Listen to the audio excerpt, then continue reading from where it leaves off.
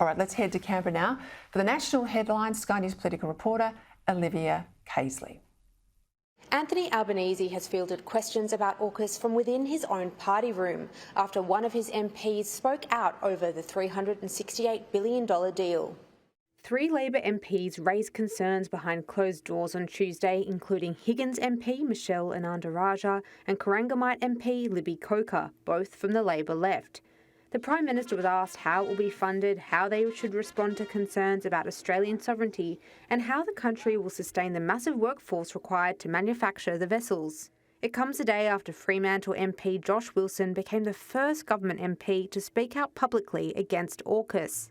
While I support the work of the government, I'm not completely convinced that nuclear-propelled submarines are the only or best answer to our strategic needs. I am concerned about the question of nuclear waste.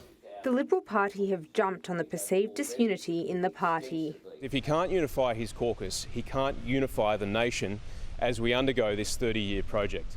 The Deputy Prime Minister, if he can't make AUKUS survive 1 week with his backbench, how will he make it survive the coming months and years as we get stuck into this project? AUKUS is Labor Party policy and MPs are expected to lock in behind the defence deal.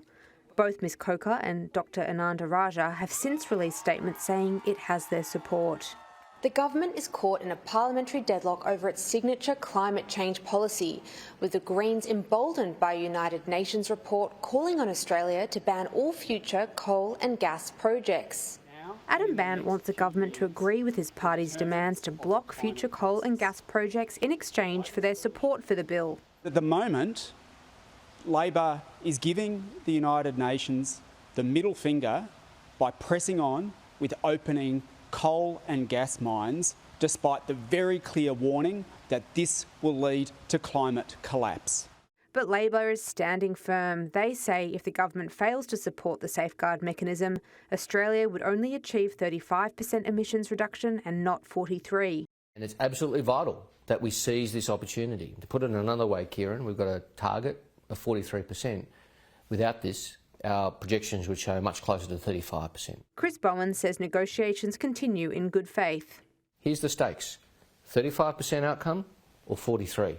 That's what's at stake here. No member can criticise this government on targets if they then vote against policies to achieve emissions reduction.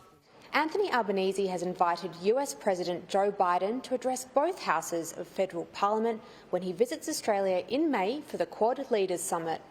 While the date hasn't been locked in, it'll likely be the week after budget. The last US president to address the Australian Parliament was Barack Obama in 2011. Olivia Caisley, Sky News, Canberra.